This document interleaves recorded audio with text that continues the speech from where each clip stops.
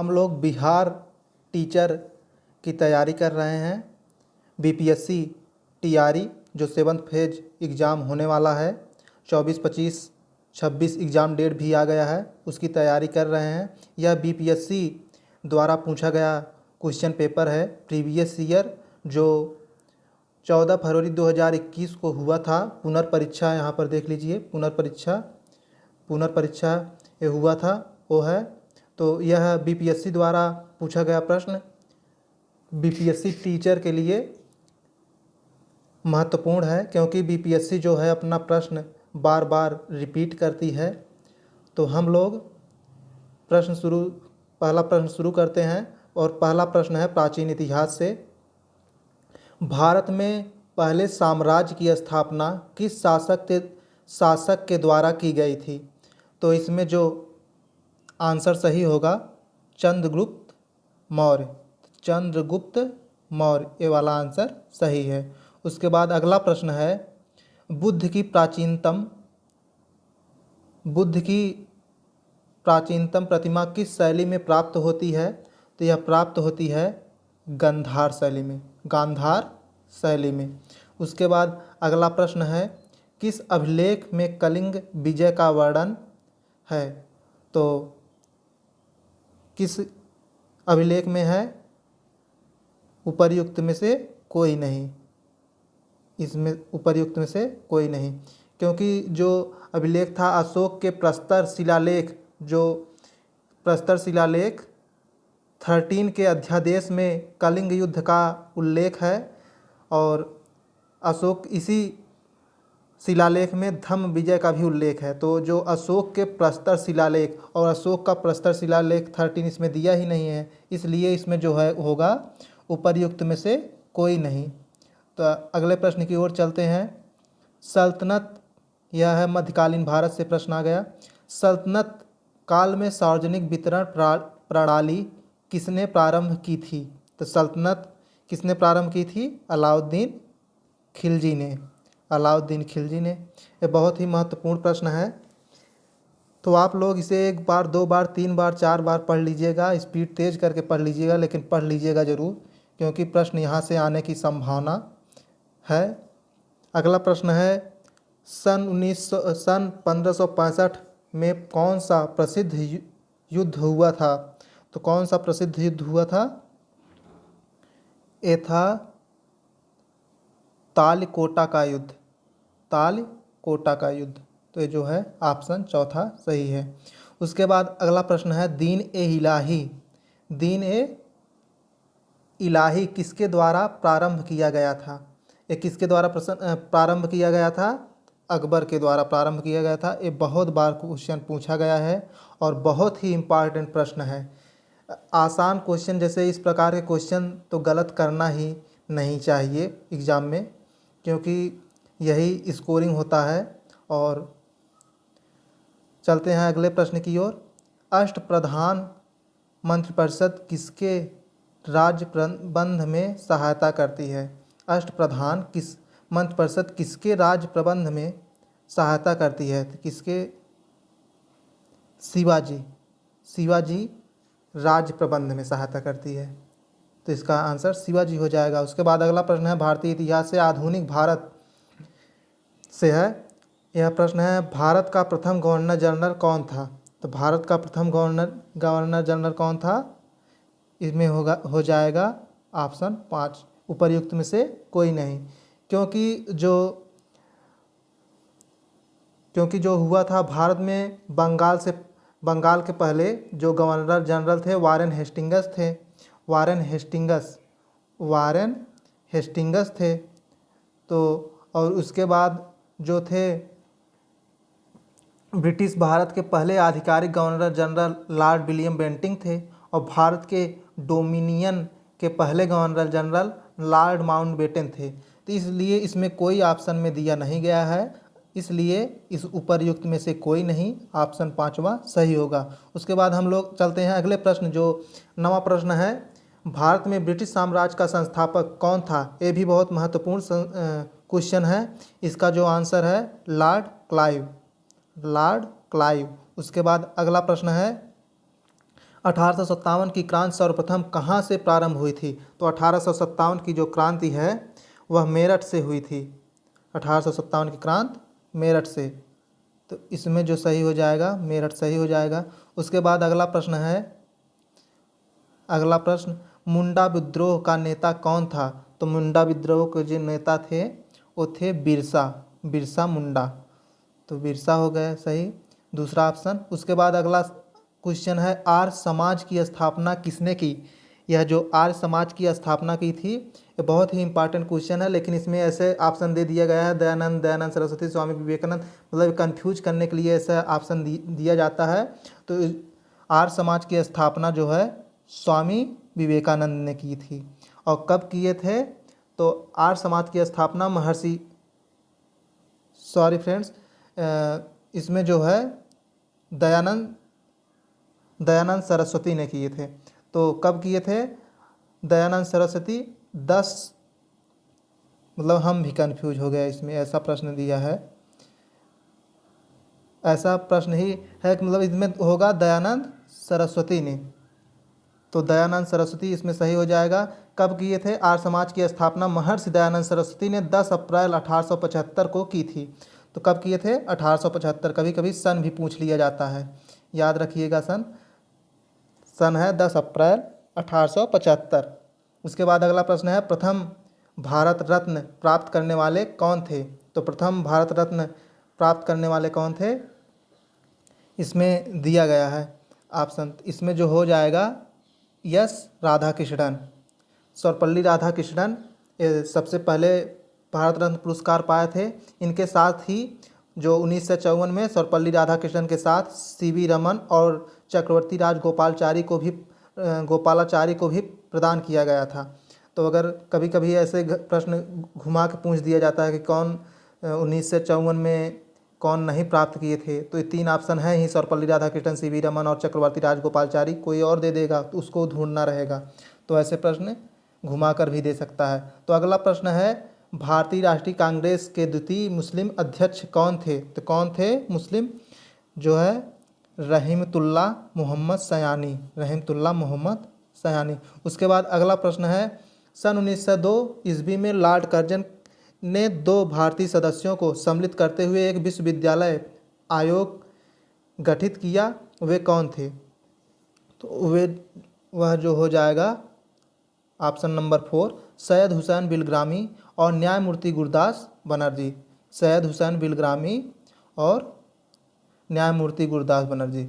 उसके बाद अगला प्रश्न है, कुंवर सिंह जगदीशपुर में कब प्रविष्ट किए? तो ये जो प्रविष्ट किए थे इसमें हो जाएगा 23 अप्रैल 1858 को, 23 अप्रैल 1858। पूना सार्वजनिक सभा की स्थापना की थी, ये भी बहुत महत्वपूर्ण प्रश्न आ गया। तो 1870 में महादेव गोविंद रनाडे पूना सार्वजनिक सभा। उसके बाद अगला प्रश्न है, भारतीय राष्ट्रीय कांग्रेस के द्वितीय सम्मेलन में कितने मुस्लिम प्रतिनिधियों ने भाग लिया था? तो इसका जो आंसर होगा क्या हो जाएगा फ्रेंड्स? उपर्युक्त में से कोई नहीं, क्योंकि जो 1886 में कलकत्ता में दादा भाई नौरोजी की अध्यक्षता में हुई दूसरी INC बैठक में उपस्थित मुस्लिम प्रतिनिधियों की सूची निर्दिष्ट नहीं है, जो दिया ही नहीं गया है कितने थे मुस्लिम प्रतिनिधि, तो इसलिए इसमें जो हो जाएगा उपर्युक्त में से कोई नहीं, तो ये वाला ऑप्शन सही हो जाएगा। उसके बाद हम लोग चलते हैं अगले प्रश्न की ओर, और अगला प्रश्न है, चंपारण आंदोलन मुख्यतः किसके विरोध में था? तो चंपारण आंदोलन किसके विरोध में था? यह जो था नकदी फसल, तो यहाँ पर नकदी फसल हो जाएगा फ्रेंड्स। उसके बाद अगला प्रश्न है, 1904 ईस्वी में देवघर में गोल्डन लीग की स्थापना ब्रिटिश का बहिष्कार और स्वदेशी आंदोलन की प्रगति के लिए की गई, तो इसमें जो हो जाएगा बिहार में। उसके बाद अगला प्रश्न है, 1885 ईस्वी में WC बनर्जी द्वारा इंगित भारतीय राष्ट्रीय कांग्रेस के निम्न उद्देश्यों में से कौन सा सही नहीं है? तो कौन सा सही नहीं है ये बताना है। तो इसमें जो हो जाएगा, इसे आप लोग देख लीजिए, इसमें कौन सा सही है आप लोग पढ़ लीजिएगा कि देश हितों में हित की रक्षा करने वाले भारतीयों के बीच संपर्क और मित्रता बढ़ाना, तो सही है। उसके बाद अगला जो इसमें सही नहीं पूछा है तो वही बताना है। इसमें जो हो जाएगा तीसरा, शिक्षित वर्ग की पूर्ण सम्मत से महत्वपूर्ण और आवश्यक सामाजिक विषयों पर विचार प्रकट करना, यही सही नहीं है। उसके बाद अगला प्रश्न है, सन 1906 ईस्वी में लंदन में अभिनव भारत सोसाइटी की स्थापना किसने की थी? अभिनव भारत सोसाइटी की स्थापना तो किसने की थी? विनायक दामोदर सावरकर, विनायक दामोदर सावरकर। उसके बाद अगला प्रश्न है, भारत छोड़ो आंदोलन के दौरान बकरी का टापू में अखिल भारतीय आज़ाद दस्ता का गठन किया था, तो किसने किया था आज़ाद दस्ता का? तो ये जो थे जयप्रकाश नारायण ने, जयप्रकाश नारायण। उसके बाद अगला प्रश्न है, मुस्लिम लीग ने अपना वार्षिक अधिवेशन नियमित रूप से आरंभ किया था, तो नियमित रूप से आरंभ कब किए थे? सन 1916 ईस्वी में। उसके बाद अगला प्रश्न है, जर्मनी के समर्थन में काबुल में राजा महेंद्र प्रताप सिंह के नेतृत्व में अंतरिम सरकार का गठन हुआ था, तो किसके नेतृत्व में हुआ था यही बताना है। कब हुआ था ये बताना है। तो इसमें जो हो जाएगा उपर्युक्त में से कोई नहीं, क्योंकि जब ये हुआ था उपर्युक्त, पांचवा ऑप्शन इसमें सही हो जाएगा, उपर्युक्त में से कोई नहीं, क्योंकि यह प्रथम विश्व युद्ध के दौरान हुआ था। जो यह है प्रथम विश्व युद्ध के दौरान 1 दिसंबर 1915 को राजा महेंद्र प्रताप ने अफगानिस्तान में काबुल में भारत की पहली अंतरिम सरकार की स्थापना की। तो जो है प्रथम विश्व युद्ध इसमें ऑप्शन में दिया ही नहीं गया है, इसलिए इसमें होगा उपर्युक्त में से कोई नहीं, पांचवा ऑप्शन सही है। उसके बाद हम लोग चलते हैं अगले प्रश्न की ओर, और अगला प्रश्न है, तेभागा आंदोलन सन 1946 ईस्वी में बंगाल में आरंभ हुआ, तो कब आरंभ हुआ था ये बताना है आप लोगों को।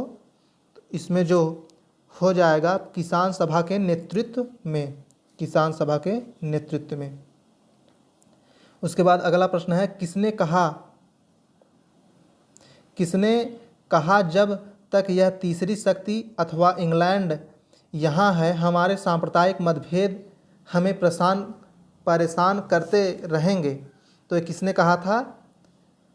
तो इसमें जो हो जाएगा पांचवा ऑप्शन हो जाएगा, सही है, उपर्युक्त में से कोई नहीं, क्योंकि यह कथन है महात्मा गांधी जी का। तो महात्मा, बहुत ही इंपॉर्टेंट क्वेश्चन है, ये आप लोग देख लीजिए कि महात्मा गांधी कहे थे कि जब तक यह तीसरी शक्ति अथवा इंग्लैंड यहाँ है हमारे सांप्रदायिक मतभेद हमें परेशान करते रहेंगे। तो यह गांधी जी का कथन है और इसमें ऑप्शन में गांधी जी दिया नहीं है, इसलिए पांचवा ऑप्शन उपर्युक्त में से कोई नहीं, ये सही हो जाता है। उसके बाद हम लोग चलते हैं अगले प्रश्न की ओर, और अगला प्रश्न है, 1934 ईस्वी में कांग्रेस सोशलिस्ट पार्टी की स्थापना की गई थी, तो कांग्रेस सोशलिस्ट पार्टी की स्थापना कब की गई थी? सोशलिस्ट पार्टी की स्थापना की गई थी 1934 में की गई थी, और किसके द्वारा, कौन कौन थे स्थापना में? तो जयप्रकाश नारायण और आचार्य नरेंद्र देव के द्वारा की गई थी। तो जो इसमें ऑप्शन थर्ड होगा, जयप्रकाश नारायण और आचार्य नरेंद्र देव के द्वारा किया गया था। उसके बाद अगला प्रश्न है, भारतीय राज्य व्यवस्था एवं संविधान से यह प्रश्न है, तो प्रश्न सुनिए, जानवरों के प्रति क्रूरता की रोकथाम को भारतीय संविधान की किस सूची में रखा गया है? तो किस सूची में रखा गया है? राज्य सूची में। जानवरों के प्रति क्रूरता को रोकने के लिए भारतीय संविधान में राज्य सूची में रखा गया है। बहुत ही इंपॉर्टेंट क्वेश्चन है, याद कर लीजिएगा कि राज्य सूची में। भारत के प्रथम राष्ट्रपति राजेंद्र प्रसाद किस राज्य से थे? तो यह आप सभी लोगों को पता होगा किस राज्य से थे, बिहार से थे। डॉक्टर राजेंद्र प्रसाद किस राज्य से थे? बिहार से। उसके बाद अगला प्रश्न है, संविधान सभा की प्रथम बैठक कब हुई? ये भी बहुत इंपॉर्टेंट क्वेश्चन है, बहुत बार पूछा गया है। तो यह पहली बैठक हुई थी 9 दिसंबर 1946 को हुआ था। इसके अध्यक्ष थे, अस्थायी अध्यक्ष थे, तो सच्चिदानंद सिन्हा। और अगर पूछ ले संविधान सभा की प्रथम अस्थायी अध्यक्ष, तो डॉक्टर राजेंद्र प्रसाद। वो कब किया गया था? 11 दिसंबर 1946 को बैठक हुई थी, राजेंद्र प्रसाद किए थे। जो अस्थायी बैठक हुआ था। उसके बाद अगला प्रश्न है, भारत के राष्ट्रपति के चुनाव मंडल में कौन कौन सम्मिलित होते हैं? तो कौन कौन सम्मिलित होते हैं? ऑप्शन 4 जो है सही है। संसद, ऑप्शन 4, संसद के दोनों सदनों के सभी निर्वाचित सदस्य एवं राज्य विधानसभाओं के सभी निर्वाचित सदस्य यही सम्मिलित होते हैं राष्ट्रपति के चुनाव मंडल में। उसके बाद अगला प्रश्न है, भारतीय संविधान के अनुच्छेद 110 के अनुसार धन विधेयक की परिभाषा में क्या सम्मिलित है? तो इसमें क्या सम्मिलित है फ्रेंड्स? ऊपर 110 के अनुसार, तो इसमें जो ऑप्शन हो जाएगा उपर्युक्त में से एक से अधिक, तो जो है ये वाला पांचवा ऑप्शन सही होगा, उपर्युक्त में से एक से अधिक, क्योंकि ये जो भी दिया गया है ये अनुच्छेद 110 के द्वारा दिया गया है, सब सही है। टैक्स लगाना समाप्त करना एवं उसके विनिमय में प्रत्यावर्तन, ये आप लोग ध्यान से देख लीजिए, सब सही है। तो इसलिए पांचवा ऑप्शन सही होगा कि एक से अधिक। तो उसके विनिमय प्रत्यावर्तन, धन की उधारी का विनिमय करना, और फिर उसके बाद भारत की संचित धन को विनियोग करना। उसके बाद अगला है भारत की संचित निधि से खर्च का विवरण देना। तो इसमें चारों ऑप्शन सही है, इसलिए इसमें पांचवा ऑप्शन सही हो जाएगा, उपर्युक्त में से एक से अधिक। उसके बाद हम लोग चलते हैं अगले प्रश्न की ओर। इंद्र साहनी बनाम भारत संघ मुकदमे में सर्वोच्च न्यायालय का निर्णय किस विषय से संबंधित है? तो किस विषय से संबंधित है? ये जो है सरकारी नौकरियों में अन्य पिछड़ा वर्ग का आरक्षण, पहला जो ऑप्शन है सही है। उसके बाद अगला प्रश्न जो है, भारत में किसी दल को राष्ट्रीय दल बनने हेतु पूर्व चुनाव में कम से कम कितना प्रतिशत वोट प्राप्त होना चाहिए? तो कितना प्रतिशत वोट प्राप्त होना चाहिए? उपर्युक्त में से कोई नहीं। इसमें जो है भारत में किसी दल को राष्ट्रीय दल बनने हेतु जो है, अगर यह लोकसभा या विधानसभा के आम चुनाव में किसी भी 4 या अधिक राज्यों में मतदान किए गए 6% वैध मतों को प्राप्त करता है, और इसके अलावा यह किसी भी राज्य या राज्यों से लोकसभा में 4 सीटें जीतता है, तो इसके ऐसे कई शर्त हैं, तो उससे आप लोग देख लीजिएगा। तो इसमें से कोई नहीं, ऑप्शन 5 सही है, इसमें जो है ऑप्शन 5 सही है। उसके बाद हम लोग चलते हैं अगले प्रश्न की ओर। अगला प्रश्न है, कटौती प्रस्ताव का उद्देश्य का क्या होता है? तो कटौती प्रस्ताव जो है इसका थर्ड ऑप्शन सही हो जाएगा, बजट प्रस्ताव के खर्च में कमी का प्रस्ताव प्रस्तुत करना। उसके बाद अगला प्रश्न है, सूची 1 के साथ सूची 2 को मिलाइए और सूचियों के नीचे दिए गए कूट की सहायता से सही उत्तर का चयन कीजिए। तो जो ग्राम पंचायत है, ग्राम पंचायत का हो जाएगा ग्राम पंचायत का अनुच्छेद 40, ग्राम पंचायत अनुच्छेद 40 समान आचार संहिता का जो है अनुच्छेद, समान आचार संहिता का जो हो जाएगा अनुच्छेद 44, इसका ये हो गया और इसका ये हो गया। उसके बाद जो थर्ड ऑप्शन है कृषि एवं पशुपालन का अनुच्छेद 48 हो गया। न्यायपालिका एवं कार्यपालिका का पृथक्करण, तो ये जो है अनुच्छेद 50 हो गया, इसका अनुच्छेद 50 हो गया। अंतर्राष्ट्रीय शक्ति का विकास, ये जो है अनुच्छेद 51 हो जाएगा, इसका अनुच्छेद 51।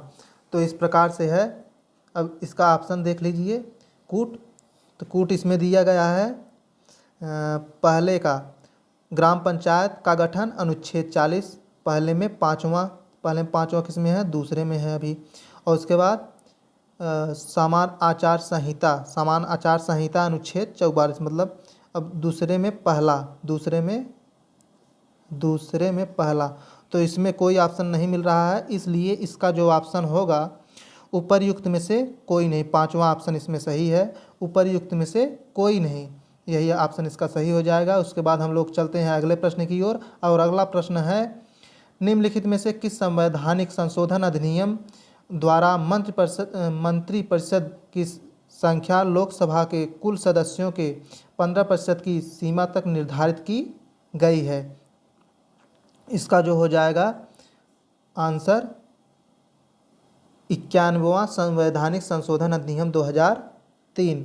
उसके बाद अगला प्रश्न है सूची 1 के साथ सूची 2 को मिलाइए और सूचियों के नीचे दिए गए कूट की सहायता से सही उत्तर का चयन कीजिए। पंचायती राज समितियां और वर्ष दिया गया है, तो इसमें जो होगा CH हनुमंता, तो इसका होगा 1984 में। और फिर GV इसमें जो हो जाएगा, इसका जो है CH हनुमंता राव, इसका तीसरा ऑप्शन 1984 में। और उसके बाद GV के राव 1985 और अशोक मेहता 1984 जी 1900 नहीं, अशोक मेहता जो है 1978 सॉरी फ्रेंड्स, अशोक मेहता जो है 1978। LM सिंधवी जो हैं 1986। और उसके बाद जो बलवंत राय मेहता हैं 1957। तो यहाँ पर जो है तीसरा, उसके बाद तीसरे के बाद पहला, तीसरा पहला और पांचवा, तीसरा पहला पांचवा और तीसरा पहला पांचवा, तो यहाँ पर ऑप्शन 4 सही हो जाएगा, ये वाला कूट। उसके बाद हम लोग चलते हैं अगले प्रश्न की ओर। अगला प्रश्न है भारत का भूगोल से सलीम अली चिड़िया अभ्यारण्य कहाँ स्थित है? सलीम अली चिड़िया अभ्यारण्य कहाँ स्थित है? यह स्थित है गोवा में। ऑप्शन जो है फर्स्ट सही हो जाएगा, पहला ऑप्शन। ये जो प्रख्यात भारतीय पक्षी विज्ञानी सलीम अली के नाम पर रखा गया है। तो अगला प्रश्न है फ्रेंड्स, रूपसी हवाई अड्डा भारत के किस राज्य में स्थित है? तो रूपसी हवाई अड्डा कहाँ स्थित है? असम राज्य में स्थित है। तो ऑप्शन 2 जो है इसका सही हो जाएगा। उसके बाद चलते हैं अगला प्रश्न, और अगला प्रश्न है राजस्थान में स्थित खेतरी खदान किसके लिए प्रसिद्ध है? किसके लिए प्रसिद्ध है? तांबा के लिए, तांबा कापर के लिए। एक खेतरी जो इसमें लिखा गया है खेतड़ी है सही। तो खेतड़ी नगर राजस्थान के झुंझुनू जिले का एक शहर है जिसे कापर उत्पादन के लिए जाना जाता है। कापर उत्पादन मतलब तांबा उत्पादन। तो पहला ऑप्शन सही हो गया। उसके बाद हम लोग चलते हैं अगले प्रश्न की ओर। भारत प्रथम मानव जीवाश्म भारत की किस नदी घाटी से प्राप्त हुआ था? किस नदी घाटी से प्राप्त हुआ था फ्रेंड्स? तो जो इसका है नर्मदा नदी, इसमें ऑप्शन 3 सही हो जाएगा, नर्मदा नदी। भारत में चंद्रमा और भागा नदियाँ किस क्षेत्र में बहती हैं? तो लाहौल किस क्षेत्र में? लाहौल क्षेत्र में। उसके बाद अगला प्रश्न है चंबल नदी पर राणा प्रताप सागर जल विद्युत परियोजना किस राज्य में स्थित है? तो किस राज्य में स्थित है? राजस्थान राज्य में स्थित है चंबल नदी पर राणा प्रताप सागर जल विद्युत परियोजना। उसके बाद अगला प्रश्न है भरमौर जनजाति क्षेत्र किस प्रांत में स्थित है? तो भरमौर एक इसमें है हिमाचल प्रदेश में। भरमौर जो है जनजाति क्षेत्र हिमाचल प्रदेश। उसके बाद अगला प्रश्न है जवाहरलाल नेहरू बंदरगाह किस राज्य में स्थित है? तो जवाहरलाल नेहरू जो बंदरगाह है यह स्थित है महाराष्ट्र में। ये भी बहुत महत्वपूर्ण क्वेश्चन है। महाराष्ट्र में स्थित है, जिसे न्हावा सेवा बंदरगाह के रूप में भी जाना जाता है। भारत का सबसे बड़ा कंटेनर पोर्ट मतलब सबसे बड़ा कंटेनर बंदरगाह है, पोर्ट कंटेनर पोर्ट है। तो हम लोग चलते हैं अगले प्रश्न की तरफ। और अगला प्रश्न जो है निम्नलिखित में से भारत का कौन सा राज्य तांबे का सबसे बड़ा उत्पादक है? तो कौन सा राज्य भारत का सबसे बड़ा उत्पादक है? तो जो है इसमें मध्य प्रदेश, पहला ऑप्शन सही है, मध्य प्रदेश सही है। उसके बाद कश्मीर में पहलगाम किस नदी के किनारे बसा है? किस नदी के किनारे बसा है फ्रेंड्स? जो है लिद्दर नदी के किनारे। इसका ऑप्शन 3 सही हो जाएगा, लिद्दर नदी। चलते हैं अगले प्रश्न की ओर। दंडकारण्य क्षेत्र किस राज्य में स्थित है? तो दंडकारण्य जो है यह उपर्युक्त में से एक से अधिक। इसका जो है पांचवा ऑप्शन सही हो जाएगा, उपर्युक्त में से एक से अधिक। क्योंकि दंडकारण्य में छत्तीसगढ़, उड़ीसा, तेलंगाना और आंध्र प्रदेश राज्य शामिल हैं, तो जो है छत्तीसगढ़ शामिल है और उड़ीसा भी शामिल है, तेलंगाना भी शामिल है, आंध्र प्रदेश शामिल है। इसलिए इसमें सब शामिल हैं, तो उपर्युक्त में से एक से अधिक पांचवा जो ऑप्शन है वो सही हो जाएगा। इसमें पांचवा ऑप्शन ऐसा दिया गया है जैसे उपर्युक्त में से कोई नहीं, अगर कोई नहीं भी होता तो भी पांचवा होता, अगर उपर्युक्त में से एक से अधिक है तो भी, अगर तो इसलिए पांचवा ऑप्शन सही हो गया। तो हम लोग चलते हैं अगले प्रश्न की ओर। निम्नलिखित में से कौन सी मवेशी नस्ल राजस्थान की नहीं है? तो इसमें कौन सी नस्ल जो मवेशी नस्ल है राजस्थान की नहीं है, तो आप लोग बताइए कौन सी है वो। इसका जो है हल्लीकर, तीसरा ऑप्शन जो है हल्लीकर जो है ये नहीं है।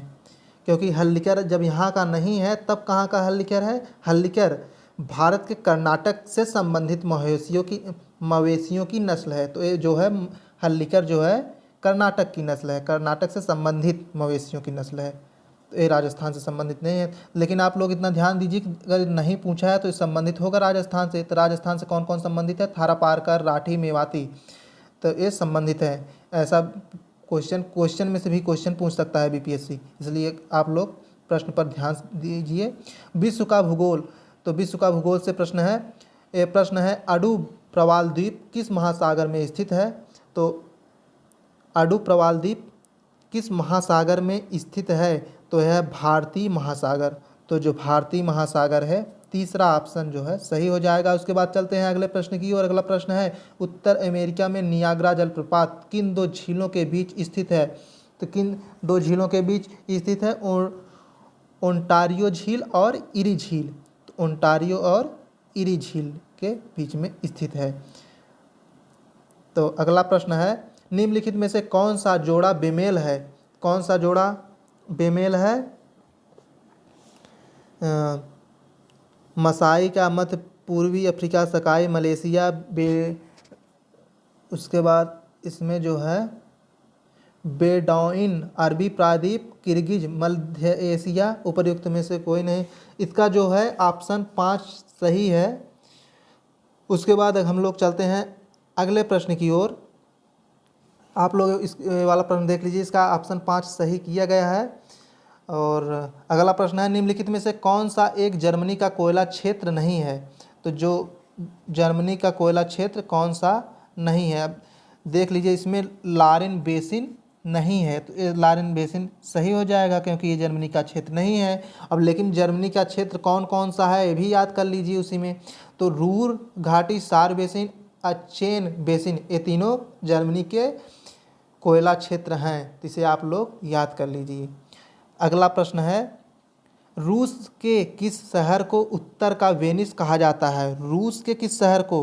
तो रूस के किस शहर को कहा जाता है? बहुत ही इंपॉर्टेंट क्वेश्चन है। जो कहा जाता है सेंट पीटर्सबर्ग को कहा जाता है। सेंट पीटर्सबर्ग रूस उत्तर का वेनिस है। रूस का उत्तर का वेनिस है।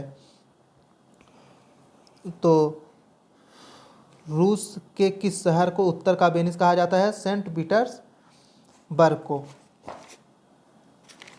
ये बहुत ही महत्वपूर्ण क्वेश्चन है। उसके बाद अगला प्रश्न है यूरोप में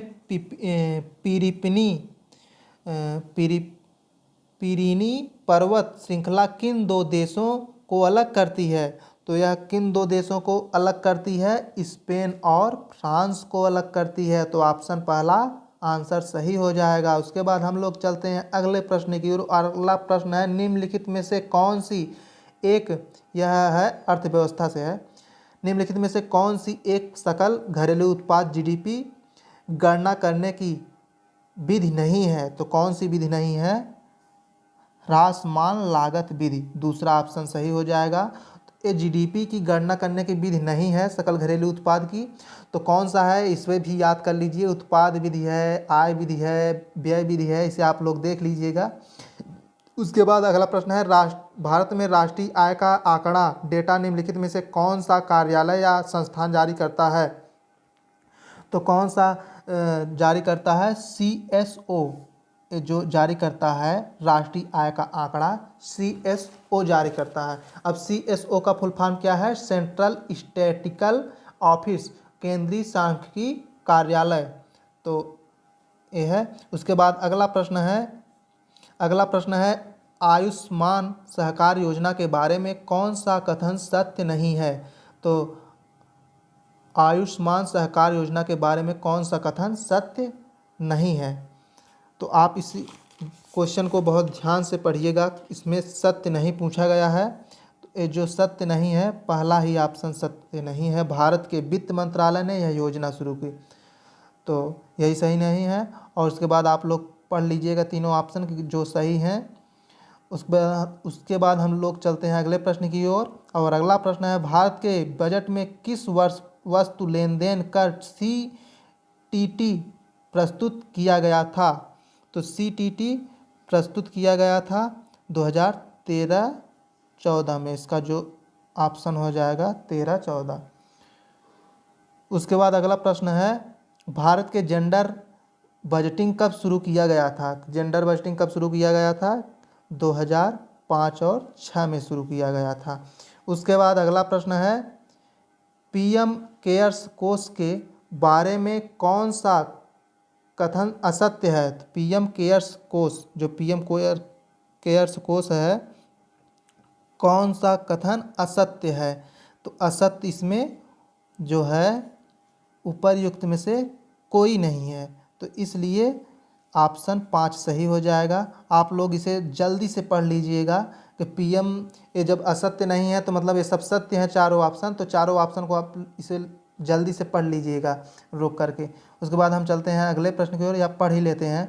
ट्रस्टी नियुक्त किया गया कोई भी व्यक्ति निःशुल्क रूप से कार्य करेगा। इस कोष में पूरी तरह से व्यक्तियों संगठनों से स्वैच्छिक योगदान होता है। इसका प्राथमिक उद्देश्य किसी भी प्रकार की आपात या संकट की स्थिति से निपटने और प्रभावितों को राहत प्रदान करना है। इसे कोई बजटीय सहायता नहीं मिलती।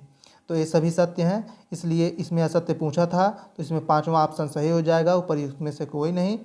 उसके बाद अगला प्रश्न है भारत के राज्यों को वर्ष 2018-19 के चावल उत्पादन के सही आरोही क्रम में चुनिए। तो जो सही आरोही क्रम है यहाँ पर वो है उपर्युक्त में से कोई नहीं, पांचवा ऑप्शन, क्योंकि जो इसका सही आरोही क्रम है, इसका सही आरोही क्रम इसमें दिया नहीं गया है। पंजाब, यूपी, हरियाणा, राजस्थान चावल का आरोही क्रम है और इसमें दिया नहीं गया है चावल के उत्पादन का, तो इसलिए इसमें हो जाएगा पांचवा ऑप्शन, उपर्युक्त में से कोई नहीं। उसके बाद अगला प्रश्न है नगद आरक्षित अनुपात को कम करने से अर्थव्यवस्था पर इसका निम्नलिखित प्रभाव पड़ेगा।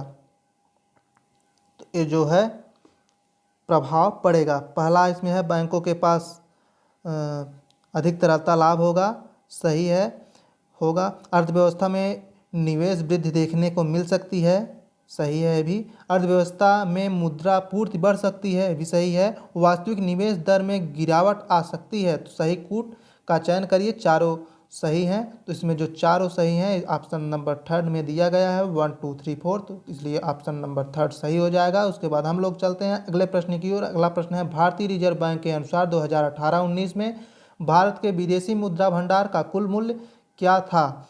तो जो इसका मूल्य था वो हो जाएगा ऑप्शन नंबर 4, 2018-19 वाला पूछा है, तो इसमें देख लीजिए ऑप्शन नंबर 4 हो जाएगा, सही है। तो 4,12,871 मिलियन अमेरिकी डॉलर, ये सही हो जाएगा, विदेशी मुद्रा भंडार का है। उसके बाद अगला प्रश्न है 15वें वित्त आयोग की सिफारिश पर केंद्रीय करों के विभाज्य पूल में बिहार का हिस्सा कितना है? तो बिहार का हिस्सा कितना है? ये जो है 10.06%।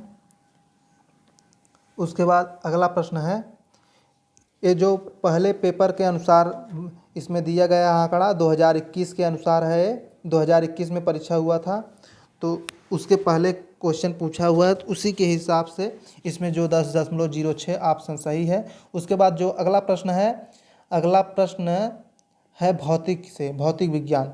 तो भौतिक विज्ञान है निम्नलिखित में से कौन सी मूल भौतिक राशि हैं, कौन मूल भौतिक राशि हैं? इसमें जो हो जाएगा विद्युत धारा, विद्युत धारा इसमें सही ऑप्शन है, क्योंकि बल, वेग, ये कार्य ये सब नहीं है, ये मूल है, मूल भौतिक राशि हैं। अगले चलते हैं अगले प्रश्न की ओर। अगला प्रश्न है अनुदैर्ध्य तरंगों का उदाहरण है। अनुदैर्ध्य तरंग का उदाहरण क्या है? ध्वनि तरंग। तो इसका जो दूसरा ऑप्शन हो जाएगा सही है। ये भी बहुत इंपॉर्टेंट क्वेश्चन है। उसके बाद अगला प्रश्न है प्रकाश का वर्ण विक्षेपण संभव है। प्रकाश का वर्ण विक्षेपण जो है प्रिज्म द्वारा। ये भी बहुत आसान सा क्वेश्चन, बहुत बार बार पूछे जाने वाला क्वेश्चन है। और उसके बाद अगला प्रश्न है किस तापमान पर सेल्सियस और फ़ारेनहाइट पैमाने मेल खाते हैं? ये भी बहुत इंपॉर्टेंट और बहुत बार आया हुआ क्वेश्चन है। ये है -40 डिग्री सेंटीग्रेड। इसमें सेल्सियस और फ़ारेनहाइट पैमाना दोनों बराबर होते हैं। इसमें जो है ऑप्शन थर्ड सही है। उसके बाद अगला प्रश्न है लेंस की क्षमता मापी जाती है। तो लेंस की क्षमता जो है डायोप्टर में मापी जाती है। इसका ऑप्शन 4 नंबर सही है। उसके बाद अगला प्रश्न है, ये भी बहुत बार पूछा गया, लेंस की डायोप्टर ये बहुत बार पूछा गया है। उसके बाद अगला प्रश्न है चिकित्सा स्थितियों का निदान करने के लिए एमआरआई तकनीक का उपयोग किया जाता है। एमआरआई में किसका उपयोग नहीं होता है? तो किसका उपयोग एमआरआई में नहीं होता है? तो इसमें जो हो जाएगा आंसर उपर्युक्त में से एक से अधिक। तो इसलिए इसका जो है ऑप्शन 5वां सही हो जाएगा।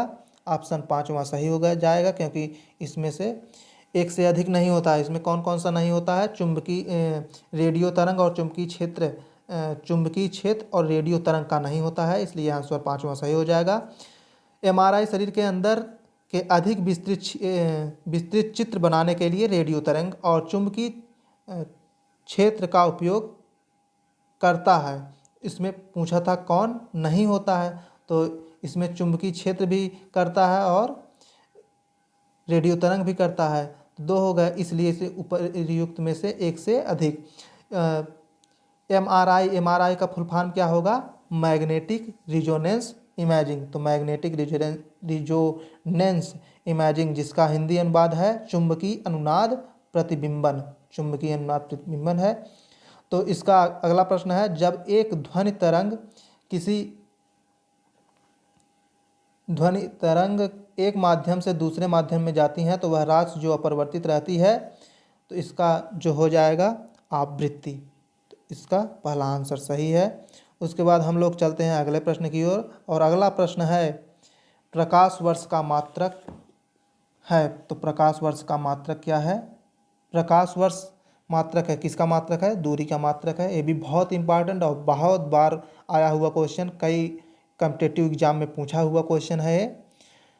और अगला प्रश्न है निम्नलिखित में से कौन सा कण आवेश रहित है? तो कौन सा कण आवेश रहित है? जो इसमें न्यूट्रॉन है, आवेश रहित कण है। ऑप्शन थर्ड सही हो जाएगा। उसके बाद अगला प्रश्न है ओम मीटर का मात्रक है। ओम मीटर किसका मात्रक है? प्रतिरोध का मात्रक है। इसका जो पहला आंसर है वो सही हो जाएगा। उसके बाद अगला प्रश्न है रसायन विज्ञान से। रसायन विज्ञान जो नीलम रूबी का रासायनिक सूत्र है, नीलम जिसे रूबी कहते हैं, नीलम रूबी का रासायनिक सूत्र है। तो इसका सूत्र क्या है? Al2O3। तो ऑप्शन थर्ड सही हो जाएगा, Al2O3। तो ऑप्शन थर्ड सही हो जाएगा। उसके बाद अगला प्रश्न है पेट्रोल की गुणवत्ता को व्यक्त किया जाता है। पेट्रोल की गुणवत्ता को व्यक्त किया जाता है। तो पेट्रोल की गुणवत्ता किसमें व्यक्त किया जाता है? ऑक्टेन संख्या द्वारा। तो इसका जो ऑप्शन नंबर 2 है ऑक्टेन संख्या द्वारा। बहुत ही महत्वपूर्ण क्वेश्चन और बहुत बार आया हुआ क्वेश्चन। तो ऑक्टेन संख्या द्वारा व्यक्त किया जाता है गुणवत्ता पेट्रोल की। उसके बाद अगला प्रश्न है निम्नलिखित में से किसका गलनांक सबसे उच्च होता है? किसका गलनांक सबसे उच्च होता है? जो बोरान होता है इसका सबसे गलनांक उच्च होता है। उसके बाद अगला प्रश्न है एंटीबायोटिक दवा का उदाहरण है। एंटीबायोटिक दवा का उदाहरण पेनिसिलिन है। ये भी बहुत इंपॉर्टेंट क्वेश्चन है। उसके बाद अगला प्रश्न है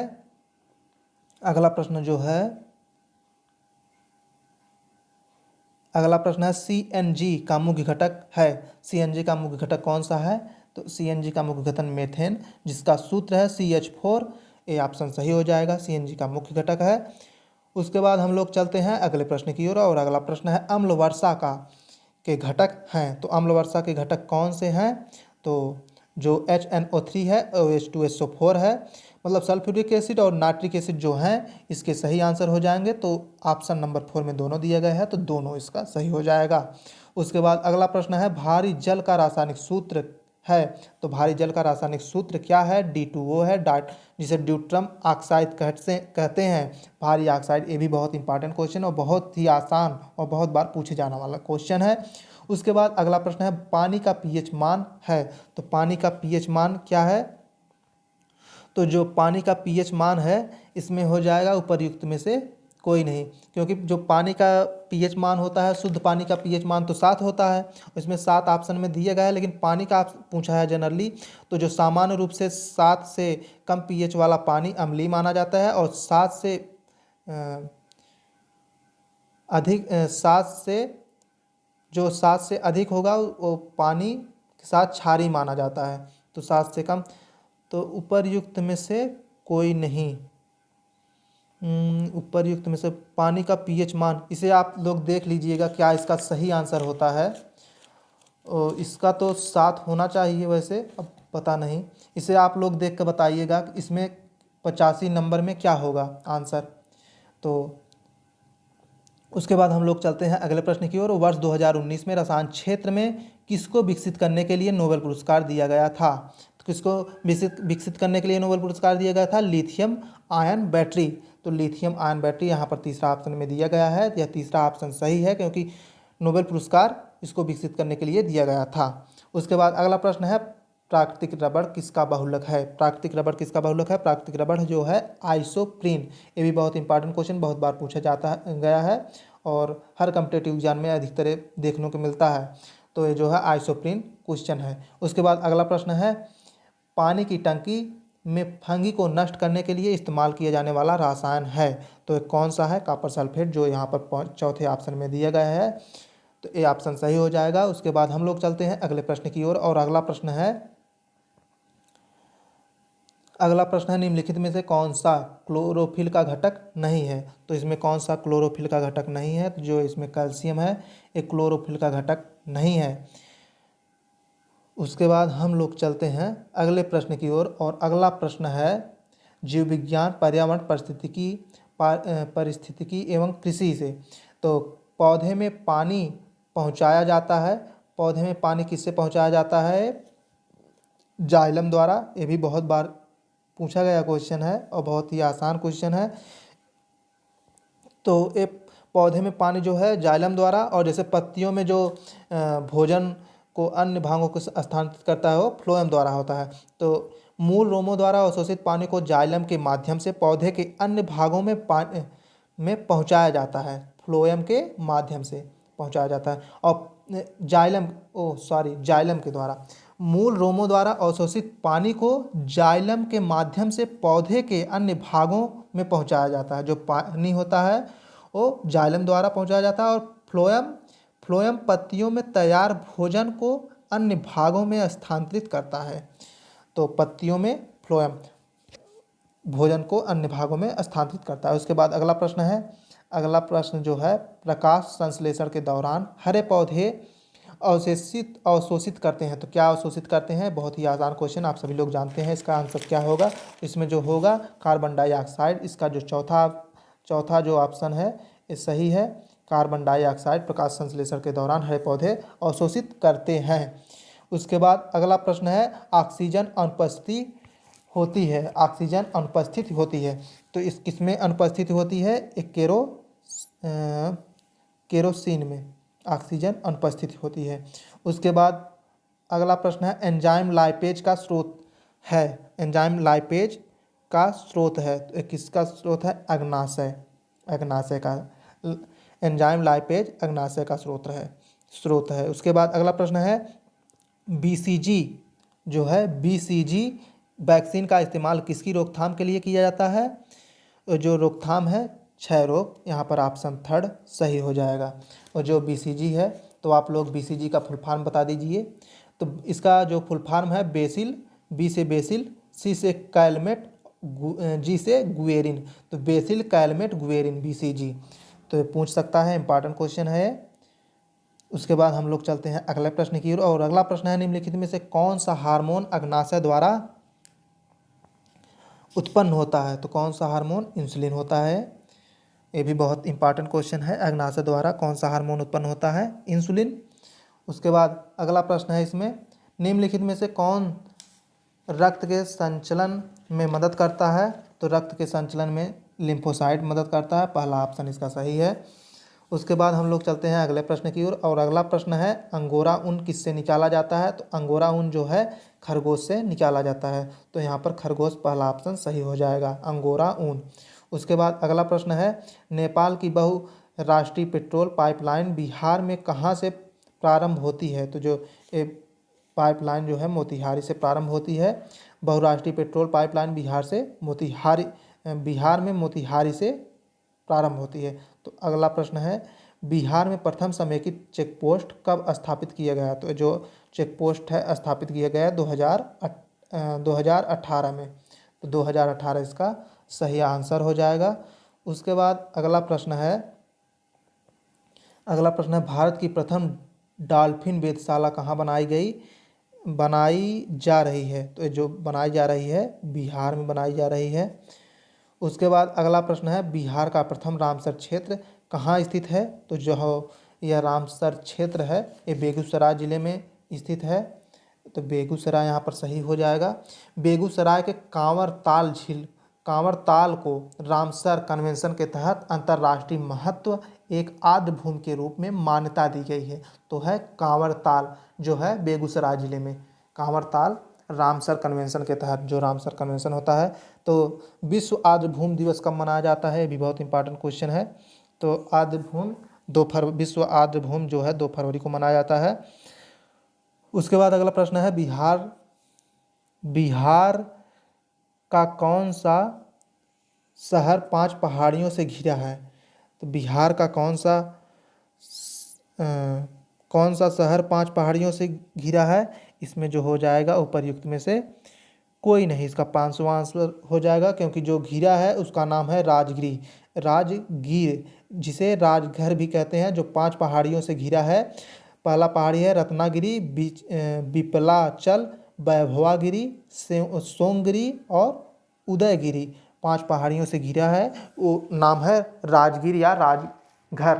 तो इसमें ऑप्शन में दिया नहीं गया, इसलिए 5वां ऑप्शन इसका सही होता है। तो अगले हम लोग चलते हैं अगले प्रश्न की ओर, और अगला प्रश्न है इसका, अगला प्रश्न जो है, बिहार छात्र सम्मेलन का 16वां अधिवेशन कहाँ हुआ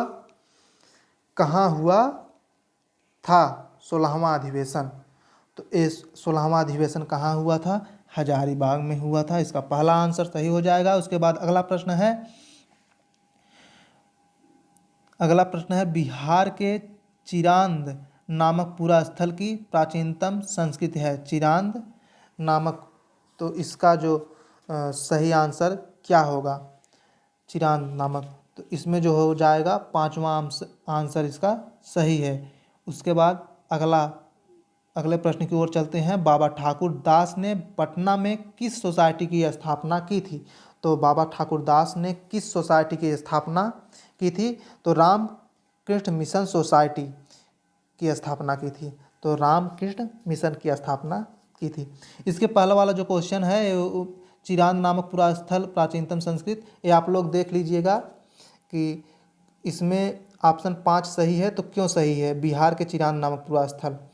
और उसके बाद बाबा ठाकुर दास ने पटना में किस सोसाइटी की स्थापना की थी? तो इसका जो हो जाएगा Ramakrishna mission society, option number 2 सही है। उसके बाद हम लोग चलते हैं अगले प्रश्न की ओर, और अगला प्रश्न क्या है, स्वतंत्रता पश्चात बिहार का प्रथम राज्यपाल कौन था? स्वतंत्रता प्राप्त जो बिहार का प्रथम राज्यपाल, तो ये बहुत ही बार पूछा जाता है स्वतंत्रता पश्चात, तो ये जो थे जयराम दास दौलत राम, तो बिहार के प्रथम राज्यपाल थे स्वतंत्रता के पश्चात। और अगला प्रश्न है उसके बाद, 2011 में बिहार के कितने जिलों में 10 लाख से कम जनसंख्या था? 2011 का आंकड़ा है। और बिहार करंट अफेयर्स का समझिए क्वेश्चन है, बिहार राज्य विशेष से है। तो ये जो है 3, इसका जो ऑप्शन हो जाएगा, आंसर हो जाएगा 2011 में 3 कितने ज़िले थे? 3 जिले, 10 लाख से कम संख्या थी और 3 ज़िले थे। उसके बाद हम लोग चलते हैं अगले प्रश्न की ओर। और अगला प्रश्न जो है, बिहार में निम्नलिखित में से किस अनाज का प्रति हेक्टेयर उत्पादन सबसे अधिक है? तो किसका प्रति हेक्टेयर उत्पादन सबसे अधिक है? मक्का का। उसके बाद अगला प्रश्न है बिहार में मछली उत्पादन करने वाले अग्रणी राज्य हैं। तो अग्रणी राज्य कौन से हैं? इसमें जो है मधुबनी और दरभंगा, ऑप्शन सही हो जाएगा। दूसरा ऑप्शन सही है इसका, मधुबनी और दरभंगा बिहार में मछली उत्पादन करने वाले अग्रणी जिले। उसके बाद अगला प्रश्न है, उत्पादन क्षेत्र की दृष्टि से बिहार में शीर्ष श्रेणी रैंकिंग की दालें कौन सी हैं? तो ये कौन सी हैं? मूंग और मसूर। मूंग और मसूर जो यहाँ पर दिया गया है, ये सही है आंसर। उसके बाद अगला प्रश्न है, बिहार में गन्ना उत्पादन में अग्रणी जिला है, अग्रणी जिला कौन सा है? तो उपर्युक्त में से एक से अधिक। तो यहाँ पर जो इसमें दिया गया है, उपर्युक्त में से एक से अधिक, इसका 5वां आंसर सही हो जाएगा। क्योंकि जो है पश्चिमी पंचारण और पूर्वी पंचारण गन्ने के क्षेत्रफल और उत्पादन की हिस्सेदारी के मामले में राज्य के प्रमुख जिले हैं। तो उसके बाद हम लोग चलते हैं अगले प्रश्न की ओर। और अगला प्रश्न है, बिहार के किस जिले में सबसे अधिक नहर सिंचित क्षेत्र है? कौन सा नहर सिंचित क्षेत्र है? पश्चिमी पंचारण। तो इसका पहला आंसर सही हो जाएगा। उसके बाद अगला प्रश्न है, बिहार के वे जिले कौन हैं जिनमें 2001 और 2011 में क्रमशः सबसे कम ग्रामीण महिला साक्षरता दर थी? तो कौन सा जिला था? किशनगंज और सहरसा। यहाँ पर ऑप्शन 4 में दिया गया है, तो ये सही हो जाएंगे। उसके बाद अगला प्रश्न है, बिहार अर्थव्यवस्था का विकास दर 2018-19 में स्थिर कीमतों पर क्या थी? तो 2018-19 पूछा जा रहा है। इसमें जो था 10.53। उसके बाद अगला प्रश्न इसमें है, बिहार से है, बिहार राज्य के सकल मूल्य वर्धित जीएसभीए में कृषि और संबंध क्षेत्रों का योगदान वित्तीय वर्ष 2017-18 में था। तो इसमें कौन था? इसमें जो है ऑप्शन नंबर 5 सही हो जाएगा। इसे भी आप लोग देख लीजिएगा कि इसमें क्या है एग्जैक्ट अब का डाटा। और अगला प्रश्न है, वर्ष 2019 में बिहार राज्य में बिजली क्षमता की उपलब्धता क्या थी? तो बिजली क्षमता की उपलब्धता जो है, इसमेध उपर्युक्त में से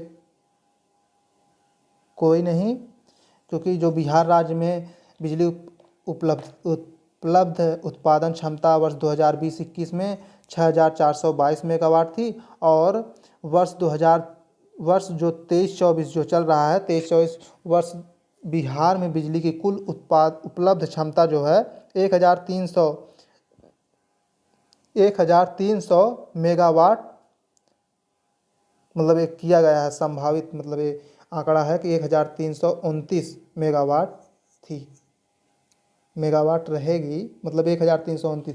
तो ये आप लोग देख लीजिएगा आपका भी आंकड़ा। और उसके बाद अगला प्रश्न है, किस खाद्यान्न उत्पादन के लिए बिहार कृषि कर्मण पुरस्कार 2017-18 मिला? तो किसके लिए मिला था ये? तो जो है गेहूं के लिए दिया गया था। इसमें जो ऑप्शन नंबर 3 है वो सही हो जाएगा। उसके बाद जो अगला प्रश्न है, सन 1872 में बिहार हेराल्ड आरंभ किया था। तो बिहार हेराल्ड आरंभ किसने किया था? तो जो आरंभ किए थे बाबू गुर प्रसाद सेन ने 1872 में बिहार हेराल्ड आरंभ किया था। तो अगला प्रश्न समसामयिकी से है, समसामयिकी से प्रश्न है। तो कमला हैरिस का पैतृक गांव तमिलनाडु के किस जिले में स्थित है? तो किस जिले में स्थित है? तीसरा ऑप्शन इसका जो तिरुवारूर है, इसका सही हो जाएगा। उसके बाद जो अगला प्रश्न है, अगला प्रश्न, भारत में शिक्षा प्रणाली के सुधार के लिए मानव संसाधन विकास मंत्रालय द्वारा कौन सा पोर्टल लॉन्च किया गया है? तो कौन सा पोर्टल लॉन्च किया गया है? इस सगुन पोर्टल लॉन्च किया गया है। भारत में शिक्षा प्रणाली के सुधार के लिए मानव संसाधन विकास मंत्रालय द्वारा पोर्टल लॉन्च किया गया है। उसके बाद अगला प्रश्न जो है, अगला प्रश्न की ओर चलते हैं और अगला प्रश्न रहा, चेहरे पर मास्क पहनने की अनिवार्यता के लिए भारत के किस राज्य ने कानून बनाया है? तो जो कौन सा राज्य है कानून बनाया है? तो इसका जो आंसर दिया गया था इस बुक में वो दिया गया था थर्ड ऑप्शन। तो थर्ड ऑप्शन दिल्ली होना चाहिए, लेकिन जो थर्ड ऑप्शन है दिल्ली होना चाहिए तब, लेकिन जब हम इसका डिटेल्स पढ़ रहे थे तो उसमें दिया गया था राजस्थान। तो इसका जो इसमें राजस्थान दे दिया गया था, तो उसके अनुसार राजस्थान है, लेकिन जब हम इसे गूगल से सर्च किए तो उसमें कर्नाटक आ रहा था चेहरे पर मास्क पहनने की अनिवार्यता के लिए। तो आप लोग देख लीजिएगा इसमें कौन सा ऑप्शन सही है, ये आप लोग करिएगा ये वाला आप क्वेश्चन। और फिर उसके बाद अगला प्रश्न है, बीज बचाओ आंदोलन, बीज को बचाओ किस राज्य में शुरू किया गया था? तो जो उत्तराखंड है, इसका आंसर उत्तराखंड। उसके बाद अगला प्रश्न है, भारतीय प्रतिस्पर्धा आयोग के चेयरमैन कौन हैं? तो भारतीय कौन है? ये जो है 2021 जो 2021 के अनुसार प्रश्न पूछा गया है। ये फरवरी, क्योंकि फरवरी 2021 में पेपर हुआ था। तो इसमें कौन है? अशोक गुप्ता। तो उसका जो थर्ड ऑप्शन है सही हो जाएगा। उसके बाद अगला प्रश्न है, आप लोग देख लीजिएगा कि इस समय कौन है भारतीय प्रतिस्पर्धा आयोग के अध्यक्ष, क्योंकि महत्वपूर्ण हो जाता है, ये बीपीएससी द्वारा पूछा गया है तो आने की संभावना बढ़ जाती है। उसके बाद अगला प्रश्न है, वर्ष 2000 में मेकांग गंगा सहयोग कहाँ शुरू हुआ था? तो मेकांग गंगा सहयोग कहाँ शुरू हुआ था? लाओस में। इसका जो पहला आंसर है सही हो जाता है। उसके बाद हम लोग चलते हैं पहले ऑप्शन अगले क्वेश्चन की तरफ, और अगला क्वेश्चन रहा, न्यूजीलैंड का प्रथम भारतीय मूल का मंत्री कौन बना है? तो प्रथम भारतीय मूल का मंत्री कौन बना है? प्रियंका राधा कृष्णन। जो इसका पहला आंसर है ये सही हो जाता है। उसके बाद हम लोग चलेंगे अगले प्रश्न की ओर। अगला प्रश्न है, शेन वाटसन ने सभी प्रकार के क्रिकेट से संन्यास की घोषणा की है। वे निम्नलिखित में से किस टीम से खेलते थे? तो किस टीम से खेलते थे? इसमें जो ऑप्शन हो जाएगा ऑप्शन नंबर 5, क्योंकि उपरयुक्त में से एक से अधिक, तो ऑप्शन नंबर 5 हो जाएगा सही। किस टीम से खेलते थे? Shane Watson. तो जो 2018 में आईपीएल के उद्घाटन सत्र में राजस्थान रॉयल्स के लिए इंडियन प्रीमियर लीग मतलब आईपीएल में खेले थे, और 2016 में 2 साल के लिए राजस्थान रॉयल्स के निलंबन के बाद रॉयल चैलेंजर्स बेंगलोर मतलब बेंगलोर ने उन्हें साइन किया। उसके बाद 2018 में उन्हें चेन्नई सुपर किंग ने अनुबंधित किया। तो ये हो गया, राजस्थान भी हो गया इसमें, और राजस्थान के बाद बेंगलोर और चेन्नई, तो बेंगलोर चेन्नई राजस्थान, इसमें जो है बेंगलोर चेन्नई और राजस्थान है, तो एक से अधिक हो गया, तो इसलिए उपरयुक्त में से एक से अधिक, इसलिए जो इसका आंसर सही है पांचवा आंसर सही हो जाता है, उपरयुक्त में से एक से अधिक। उसके बाद हम लोग चलते हैं अगले प्रश्न की ओर, और अगला प्रश्न है 2020 में FIDE के सर्वप्रथम ऑनलाइन शतरंज ओलंपियाड के विजेता कौन थे? तो 2021 का प्रीवियस ईयर पेपर है, मतलब पेपर है हुआ था जो बीपीएससी द्वारा, तो उसके अनुसार जो दिया गया है इसमें आंसर है भारत और रूस। तो भारत और रूस इसका सही आंसर हो जाएगा। उसके बाद अगला प्रश्न है, इटालियन ग्रैंड प्रिक्स 2020 के विजेता कौन हैं? तो जो विजेता इसके थे पियरे गैसली थे। उसके बाद अगला प्रश्न है, वन मोर थिंक नामक कार्यक्रम किसने आयोजित किया था? तो वन मोर थिंक जो है एप्पल ने इसे आयोजित किया था। इसे आप लोग देख लीजिएगा, ये वाला तो करंट अफेयर्स पहले का क्वेश्चन है, लेकिन आप लोग इससे अवेयर रहिए। उसके बाद अगला प्रश्न, आई एम नो मसीहा के लेखक कौन है? आई एम नो मसीहा के लेखक कौन है? तो इसके लेखक कौन हैं? सोनू सूद। सोनू सूद का ये पुस्तक है। उसके बाद सोनू सूद इसके लेखक हैं। उसके बाद अगला प्रश्न है, निम्नलिखित देशों में HDI 2019 रैंकिंग के आरोही क्रम से संबंधित कौन सा एक सत्य है? तो इसका जो ऑप्शन हो जाएगा उपर्युक्त में से इसका जो पांचवा ऑप्शन सही हो जाएगा, पर इसमें से कोई नहीं। HDI वाला डाटा आप लोग जो डाटा है उसे देख लीजिए, इस समय का महत्वपूर्ण होगा। भारत में राष्ट्रीय सांख्यिकी दिवस कब मनाया जाता है? तो भारत 29 जून को मनाया जाता है राष्ट्रीय सांख्यिकी दिवस।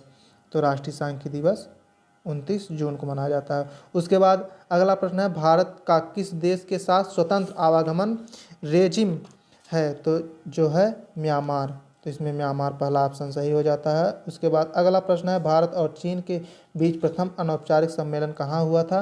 ये जो अनौपचारिक सम्मेलन जो भारत और चीन के बीच हुआ था वो वुहान शहर में हुआ था। उसके बाद अगला प्रश्न है, निम्नलिखित में से कौन सा क्षेत्रीय बृहद आर्थिक भागीदारी का सदस्य नहीं है? तो कौन सा सदस्य इसमें नहीं है? तो पाकिस्तान इसमें नहीं है। उसके बाद अगला प्रश्न है, किस देश के साथ भारत 2+2 बैठक करता है? तो किस देश के साथ करता है? भारत जो है जापान और ऑस्ट्रेलिया के साथ विदेश सचिव और रक्षा मंत्री स्तर पर इस तरह की वार्ता करता है। तो जापान और ऑस्ट्रेलिया, तो इसमें जो है जापान और ऑस्ट्रेलिया, इसमें दोनों ऑप्शन दिए गए हैं, इसलिए इसमें उपर्युक्त में से एक से अधिक जो इसका हो जाएगा पांचवा ऑप्शन इसमें सही है। उसके बाद अगला प्रश्न है, ट्रैक 1:5 कूटनीति क्या होती है? तो ये जो थी सरकारी एवं गैर सरकारी कूटनीति, सरकारी एवं गैर सरकारी कूटनीति। अगला प्रश्न है, किस देश का अहमदाबाद के साथ सिस्टर स्टेट संबंध है? सिस्टर स्टेट संबंध जो है किस देश के साथ है? तो इसमें जो ऑप्शन हो जाएगा उपर्युक्त में से कोई नहीं। उसके बाद अगला प्रश्न है, वर्ल्ड इकोनॉमिक आउटपुट इंडेक्स कौन प्रकाशित करता है? तो ये जो प्रकाशित करता है IMF, ऑप्शन 3 सही हो जाएगा, वर्ल्ड इकोनॉमिक आउटपुट इंडेक्स। उसके बाद अगला प्रश्न है, अंतर्राष्ट्रीय बॉक्सिंग फेडरेशन का मुख्यालय कहाँ है? तो अंतर्राष्ट्रीय बॉक्सिंग फेडरेशन का मुख्यालय न्यू जर्सी में है। इसका 3rd ऑप्शन सही हो जाएगा। इस प्रकार यह 140 क्वेश्चन पूर्ण हुआ और पूरा 150 क्वेश्चन रहता है। तो अब अगला प्रश्न है, गणित और मानसिक योग्यता प्रश्न, गणित और रीजनिंग से मैथ और रीजनिंग। तो आप लोग इसे मैथ और रीजनिंग का प्रश्न एक बार देख लीजिए ध्यान से और आप लोग इसे सॉल्व कीजिएगा। तो हम धीरे धीरे दिखा दे रहे हैं। यही प्रश्न आया हुआ था, BPSC द्वारा पूछा गया प्रश्न है ये और बहुत ही महत्वपूर्ण है क्वेश्चन है ये सब। BPSC अपने प्रश्न को बार बार रिपीट करती रहती है, इसलिए संभावना है कि जो BPSC टीचर की तैयारी कर रहे हैं उनके भी लिए यह महत्वपूर्ण एवं कारगर साबित होगा यह प्रश्न। इसके बाद यह प्रश्न इतना ही है, इसके बाद उत्तर यहाँ पर दिया गया है। तो यदि आप लोगों को यह वीडियो अच्छा लगा हो तो आप लोग इसे लाइक कर दीजिए और यदि आप चैनल पर नए हो तो हमें सपोर्ट करने के लिए आप लोग इसे सब्सक्राइब कर दीजिए हमारे चैनल को। मिलते हैं अगले प्रीवियस ईयर पेपर के साथ। धन्यवाद।